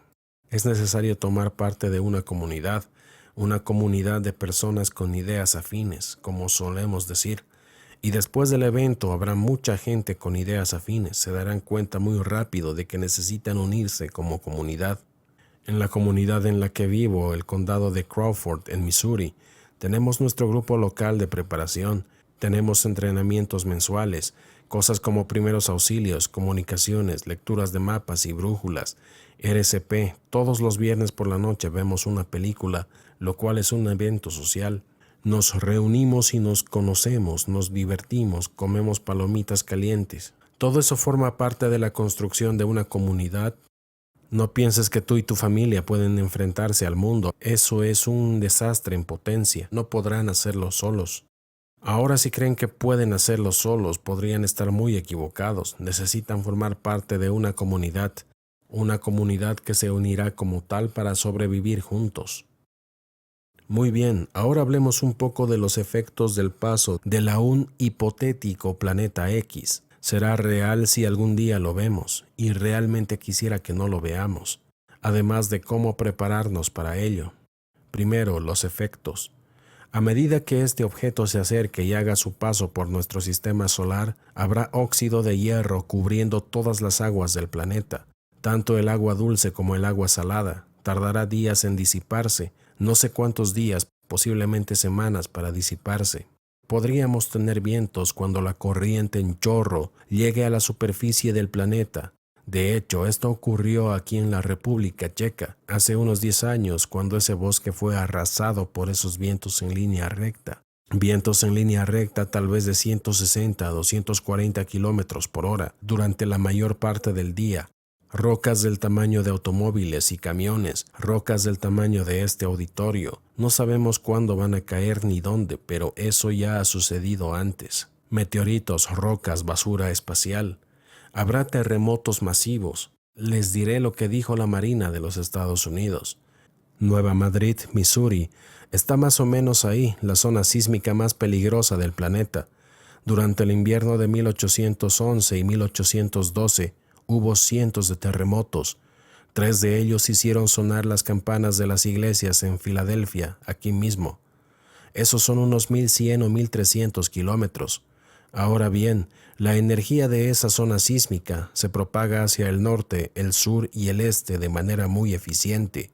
pero no hacia el oeste, hacia los Ozarks, porque aquí hay una cordillera de granito que actúa como mecanismo de bloqueo, como amortiguador, para absorber esa energía.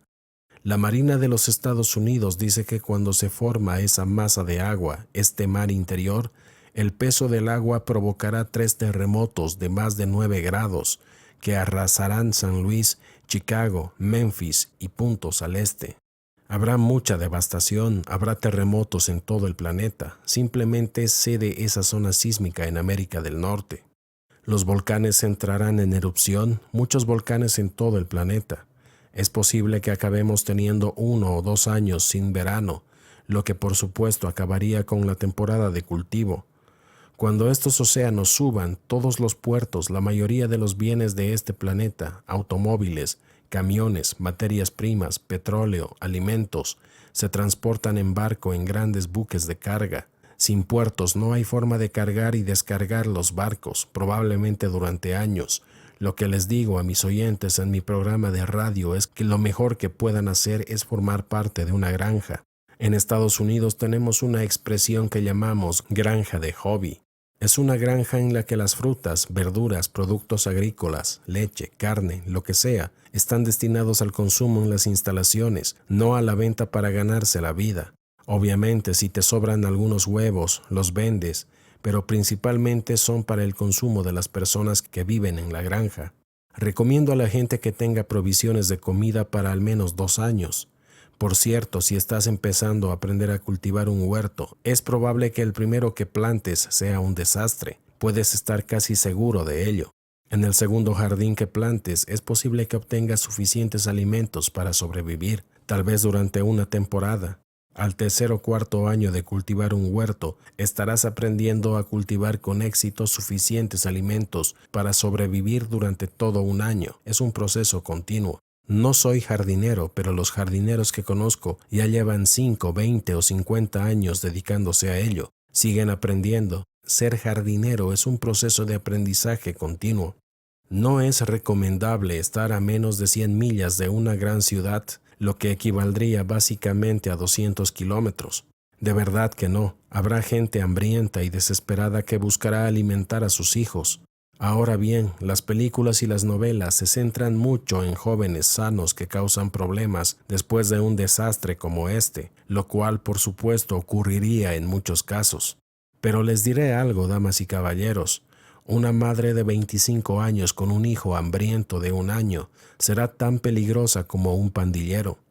Hará lo que sea necesario para conseguir comida para su hijo. Es la naturaleza humana. La gente hará lo que sea necesario para alimentar a sus hijos. Cuanto más lejos estén de una gran ciudad, mejor les irá. Eso es algo bastante obvio. Hoy mencioné las habilidades que una persona puede desear tener. Hablemos de las habilidades para el tratamiento médico de emergencia. Están los primeros auxilios, las RCP, que es la reanimación cardiopulmonar. Están los primeros auxilios avanzados. En Estados Unidos tenemos lo que llamamos técnicos de emergencias médicas, que es el nivel básico. En Estados Unidos se necesita un semestre de universidad para convertirse en técnico de emergencias médicas, EMT.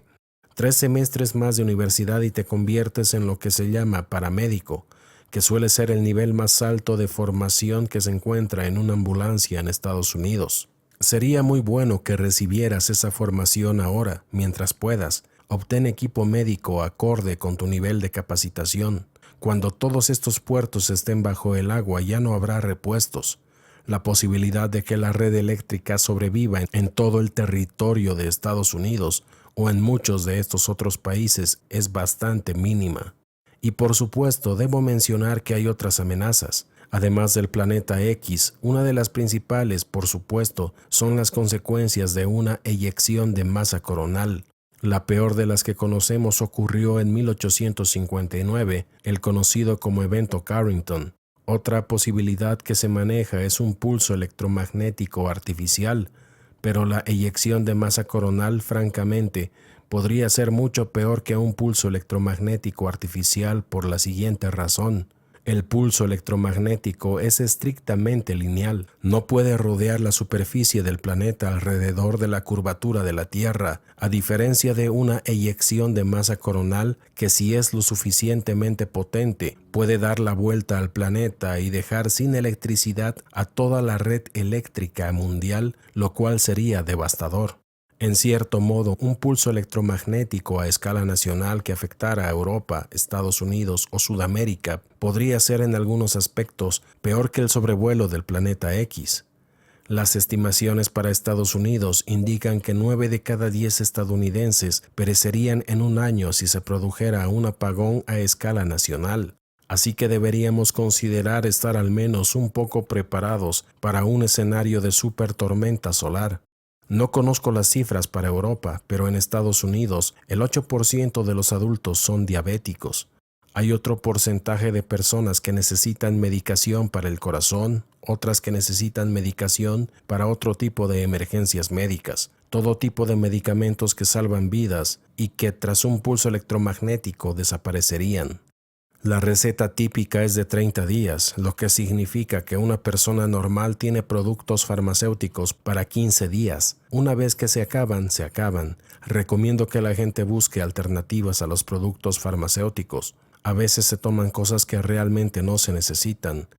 Antes he mencionado la radioafición. La radioafición fue desarrollada inicialmente por diferentes gobiernos para proporcionar a la población un medio de comunicación en caso de crisis. La mayoría de las personas que se dedican a la radioafición, independientemente del país en el que se encuentren, están interesadas en la preparación para situaciones de emergencia. Una de las cosas que siempre me preguntan cuando vengo a presentaciones como esta es ¿cómo puedo encontrar personas con ideas afines? Como decimos, que sepan lo que yo sé, que crean lo que yo creo. En la radioafición encontrarás personas así. No importa si es en Praga, Londres, Varsovia o Nueva York. Casi todas las personas que se dedican a la radioafición están interesadas en estar preparadas. Eso es algo bastante común en todo el planeta. No importa si eres un chico o un hombre o una mujer de 80, puedes dedicarte a la radioafición y disfrutar de esa afición y divertirte con ella, conocer a gente interesante, aprender a hacer cosas que de otra manera nunca harías. Una de las cosas que aprendí en el ejército fue que estás en la civilización cuando puedes darte una ducha caliente. Por si no lo saben, poder darse una ducha caliente es algo extraordinario, y si pueden hacerlo, están en una muy buena situación. Pero, ¿cómo preparan la comida cuando no hay electricidad ni gas natural? ¿Cómo limpian los utensilios? ¿Qué hacer cuando no haya más papel higiénico? Hay muchas cosas que debemos aprender a hacer ahora mismo. Cuando más adopten ese estilo de vida ahora, menos impactante será cuando pasen las cosas. Ahora, donde vivo en los Ozarks, hay familias que compiten por ver quién es mejor haciendo las cosas de supervivencia. Cosas como cazar, pescar, preparar los alimentos y comer diferentes cosas que encontramos en nuestra zona. Pero esas habilidades que ahora se consideran una actividad recreativa, en el futuro serán una cuestión de vida o muerte. Ser capaz de cazar, ser capaz de pescar, cultivar un huerto, hacer fuego, utilizar herramientas y saber adaptarse a un entorno natural y salvaje. Para la mayoría de la gente por ahora la jardinería es un pasatiempo, pero en el futuro no lo será. Será algo que podría significar sobrevivir o dejar de existir. La mayoría de la gente vive en grandes áreas metropolitanas o cerca de ellas. Así es nuestro mundo, al menos aquí en el primer mundo, en Europa y en Estados Unidos, y viven en estas áreas metropolitanas o cerca de ellas por motivos laborales, porque es allí donde hay trabajo, lo entiendo. Si conduces 160 kilómetros fuera de la ciudad, encuentras tierras de cultivo. ¿Cómo puedes formar parte de una granja en funcionamiento? Bueno, o compras un terreno o te conviertes en parte de esa granja.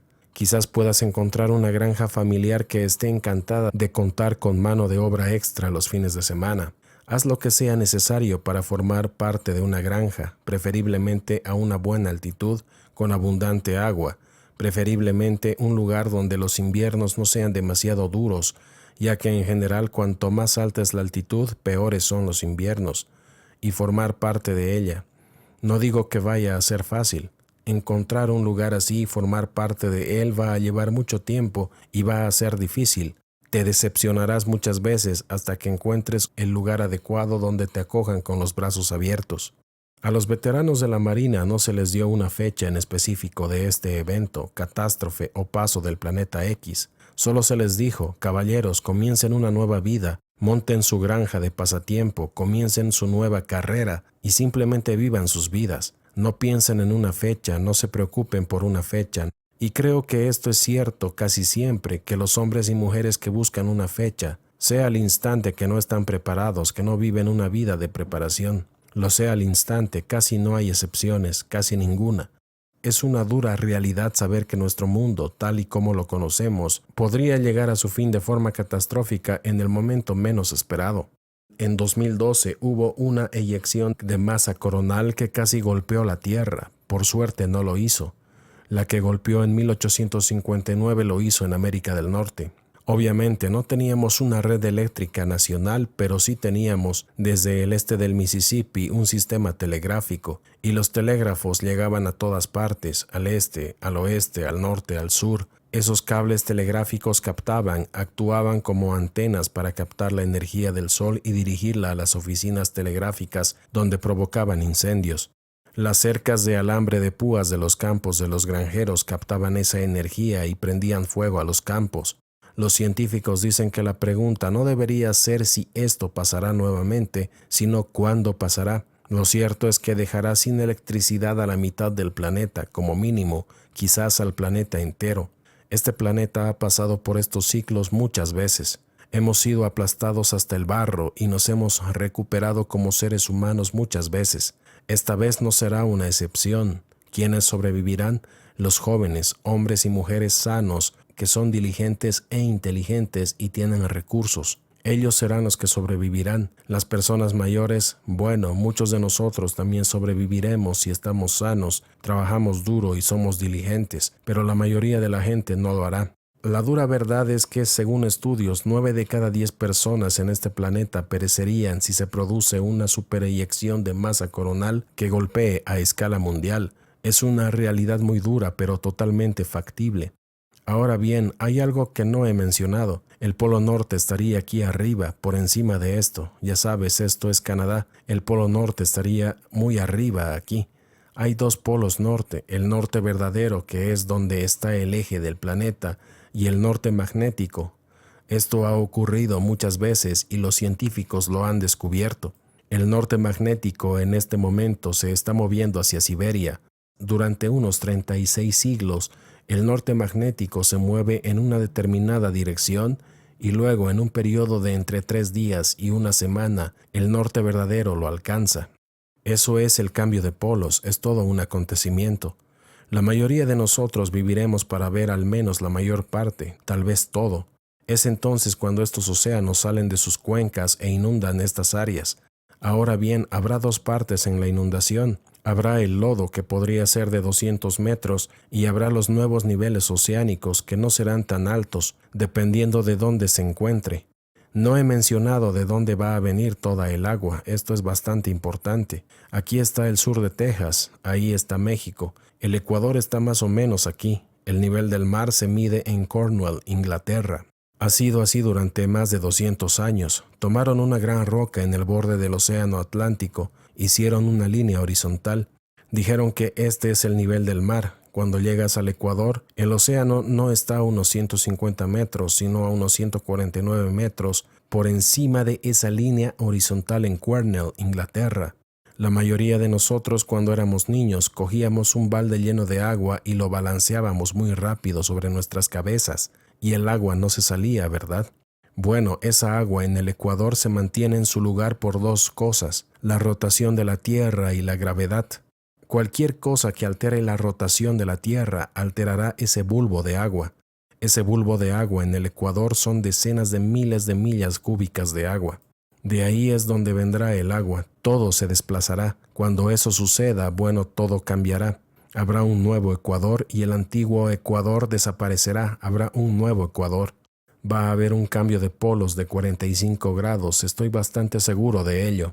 Y habrá migraciones masivas. Si terminas en una zona donde hay invierno 6 u 8 meses al año, probablemente querrás alejarte de ella e irte al sur. Ese es el escenario más probable. Los que vivimos en países del primer mundo estamos acostumbrados a tener fácil acceso al agua potable pura. Eso ya no será así, ya no será fácil. Hay un viejo dicho en la comunidad: uno no es suficiente, dos es uno. Cualquier cosa importante, como un filtro de agua, compra dos. Cualquier cosa importante, como una radio, compra dos. Es lo más inteligente. Y tener algún tipo de refugio subterráneo sería una medida inteligente, porque nos enfrentaremos a vientos de 240 kilómetros por hora durante al menos un día, posiblemente lluvias torrenciales granizadas. En la misma Biblia y en relatos de antiguas culturas, tribus y civilizaciones, mucha gente en el pasado sobrevivió en cuevas subterráneas. Como les mencioné antes, la preparación mental y espiritual son muy importantes. Como un ejemplo, se sabe por las entrevistas y los libros de personas que sobrevivieron a los campos de prisioneros de guerra y a los campos de concentración durante la Segunda Guerra Mundial, los hombres y mujeres que llegaron a esos campos con una base espiritual sólida tenían muchas más posibilidades de sobrevivir que los que no la tenían. Los que no tenían una base espiritual sólida eran los que se acurrucaban en posición fetal y perecían, no sobrevivían. Así que trabajar en eso es muy importante. Tengas la creencia que tengas, la religión que tengas, vuelve a involucrarte en tu vida espiritual. Incorpórala y conviértela en algo que hagas todos los días. Así es como se supera esto. Es lo más importante que puedo decirles.